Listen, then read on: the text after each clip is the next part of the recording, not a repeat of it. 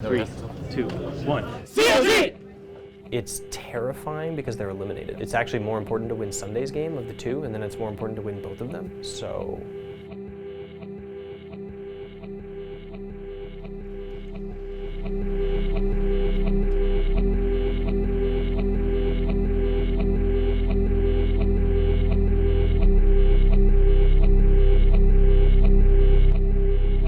All right, so you'll see the theme for the LCS guys. Everybody has the same goal, shot calling leadership, and I just added the thing that we think that you're like could contribute the most to. If you do this, it will have the biggest change.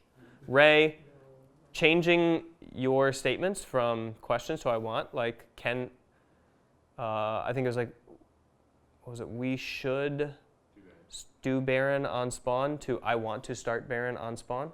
That kind of change would be a good swap. Cutting out the we and the shoulds and the question marks and just making them like commands. Tristan. All right, so one of the main concerns we did face when we came together with this roster was that there was a clear lack of leadership last year and a lack of coordination in the mid to late game. And so working with Ray to make him like the primary shot caller of an LCS caliber team has been one of our most exciting and challenging and fun endeavors this split. I think, I think that we were aware of these problems. We didn't necessarily try to address them in the offseason because we were confident that we would be able to make movement on them. We did make movement on them. It was glacial, and luckily we have more chances. And then we need everybody to think about contributing more than, this is actually the most important part of this goal here. We're actually not asking for sufficient communication this week. I would like to not see in a single review anybody say, well, like I told people I was going top, or I told people I was going bot, or I said I was doing this. I would like to see us taking it to the next level where we can share the information, but then that is actually maybe not enough. And we actually have to share what the information means if we see our teammates doing the wrong thing. Or instead of triaging a call, like I think Ray made a really good point after the game on Sunday, like we triage a call and then you add. And you go to the next, okay, so we can't do that, but we should do this instead, that kind of communication. So typically really with the players on CLG, I think all of us have a pretty bad habit to kind of follow calls blindly. And I think it's really important that, when you're playing the game, that you can oversee it from your perspective and not just blindly go into a situation without, the right info. Like if it doesn't feel right to you, you probably shouldn't do it. Teammate would make a call or something, and then we'd be like, I'd think of it from my perspective and give him my input, like, oh, I don't think we should do this, or stuff like that. So essentially just making sure that the conditions are right to do what the team wants to do, and if they're not, then call it off and stuff like that.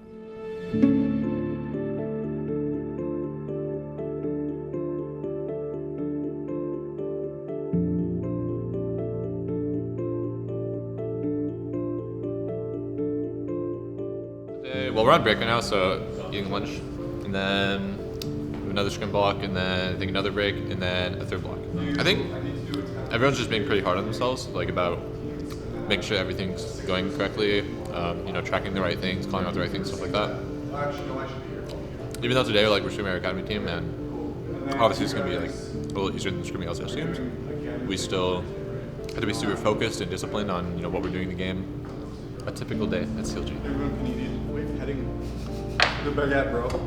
Did you get that on camera? I just hope you got him petting baguette on camera.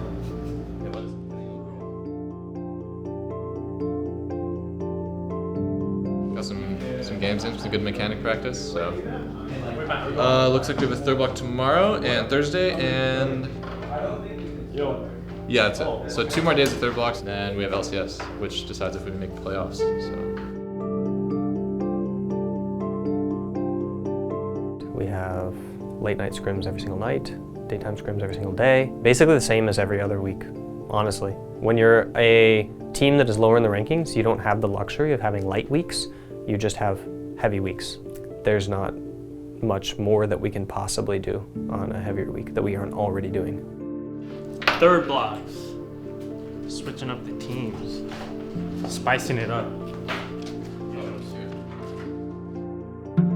So, I've been in this position before. I would say last year was a similar, where it was like, we can still make playoffs, and it's like comes down to the last week of of LCS to make it, so it puts a lot of pressure on us. I mean, we're in this situation because of our earlier mistakes in the split, and I think now we just have to kind of like lean into the pressure and just do our best.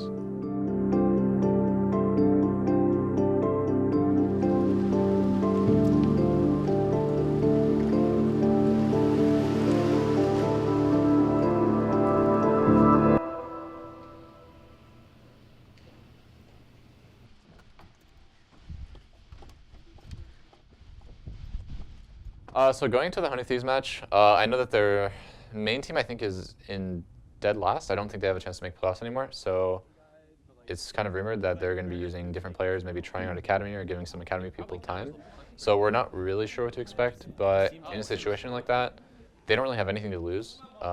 If they're using academy players, they're just going to be, giving them stage time, and then the academy players aren't going to be expected to win anyways. So it's really on us to make sure that we execute and play well. How do you personally feel like playing against a team that has like nothing to lose? Does it scare you?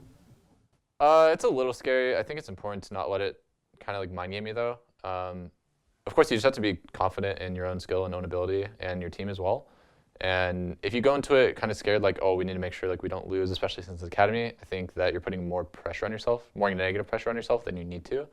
And I think it's really just all about being confident in yourself and that, we're going to go in and we're going to smash these guys. LCS cookies are the best cookies. There's none better. It's really important that we win this game and then that we don't take a lot of positive momentum from it. Like, oh, we won a game, now we can relax and lose tomorrow, because obviously it's actually more important to win Sunday's game of the two, and then it's more important to win both of them. So it's terrifying because they're eliminated. So you never know what a dog is going to do when it's like trapped in a corner. And this is somebody who has like nothing to lose. They can do anything that they want. They can pick the craziest stuff, and we make one mistake, and then all of a sudden it's over. I want to hear from you guys. We're about to play against a team that we've never played against before. And not only that, but a team that is in a situation where they can play however they want with no consequences, and they have nothing to lose. Don't like impulse go for things. Always make sure we're going through the steps, stuff like that, before we make plays. Make sure we have setup before we go for plays. Yeah. Also, just from playing academy, like maybe Trevor knows too. Like if you don't think they're gonna do something, if it looks weird, they're probably gonna do it.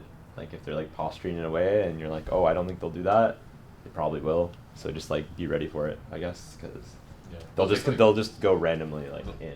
So after missing playoffs the entire last year, for the first time in the team's history, CLG again now have control of their destiny. Here in Week 9, they can win out and make it back to the top 6.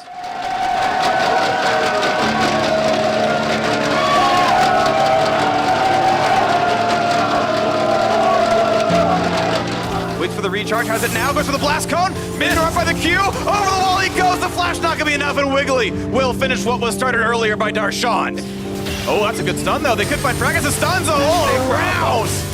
Stixay finds that kill, completely just destroying that Jarvan. 100 Thieves, not many options, they're getting scared. Ooh, they almost get that one to stop, but not just yet, because still be stunned, he's gonna jump back, but that's still damage!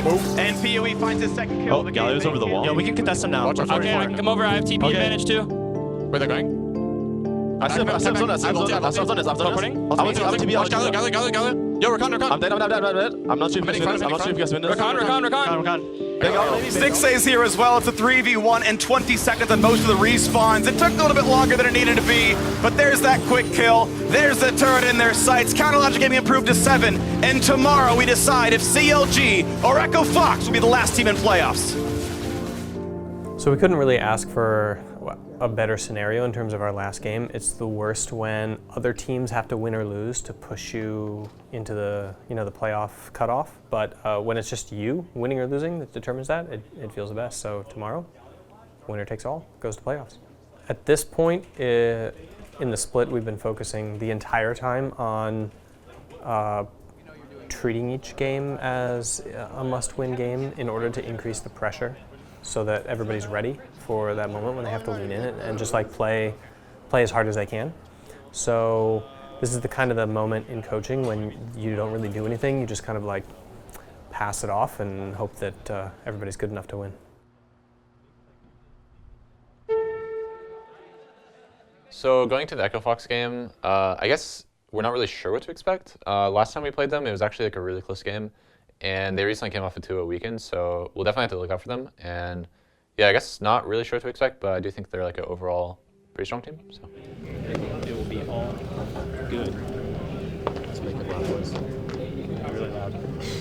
The loudest all season is the most important thing. All right. 3, 2, 1. CLG!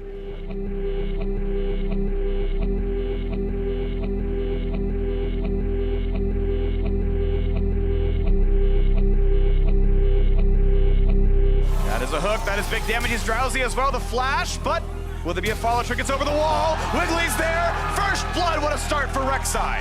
Phoenix is on the way. They're trying for this one. They find the root. They don't quite find that stun. The flash follow. Will it be enough to kill Solo? He's low, and yes, the kill comes through. Good damage towards Phoenix as he chases for this one. Ignite is in. He's gonna have it. I go to solo kill. I'm gonna take their full. I don't dash for 15. I fucking killed him. Good job, Yeah, good job. nice. Holy shit.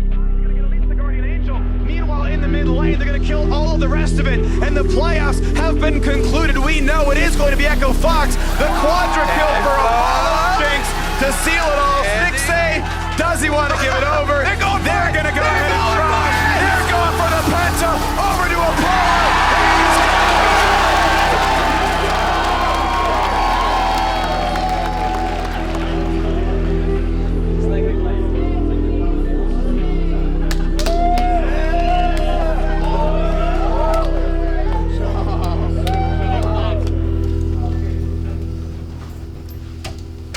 I want to say thank you to you guys for giving us this season.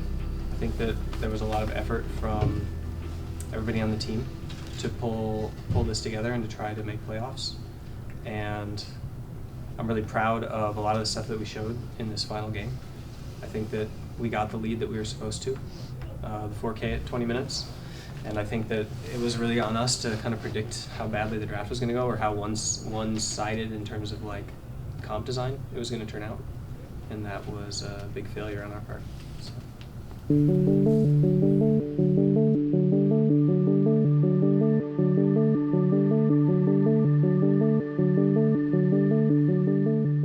Irina has done a pretty good job of just focusing on strategy, teaching us the basics and really knowing like what we should be focusing on. And Weldon is good at the mental component. Took like a bigger focus on our picks, how we structure review, how we structure like communication between players and coaches, or even like our habits in how we approach the game. But it's a work in progress.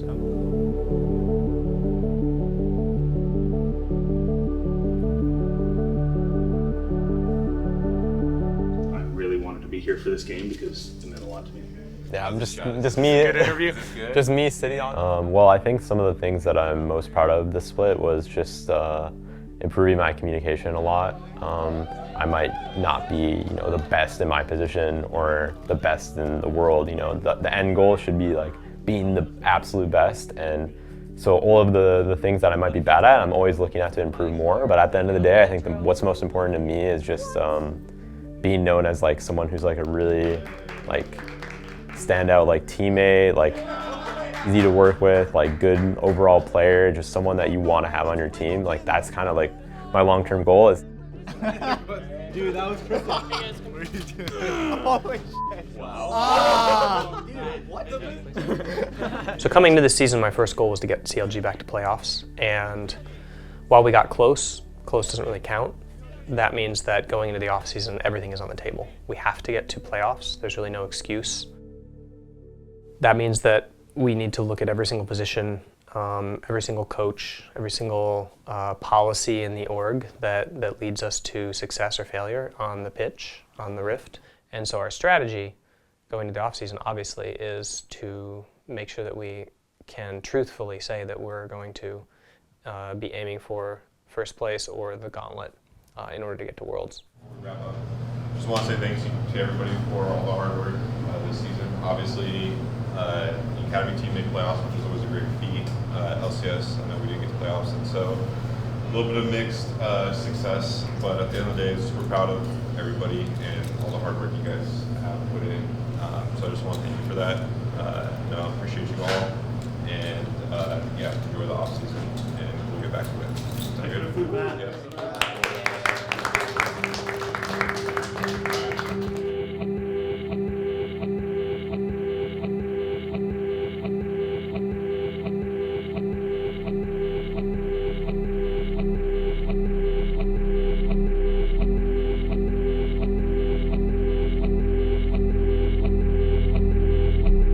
keep asking me, what about the beard and the haircut? And to be honest, I don't really feel like I'm gonna cut my hair or shave until we win. So I'm just going to keep going until we freaking win. Apparently, there's something about beards that give you power. If Zazel and Bjergsen can do what they're doing with beards, then it's worth a shot.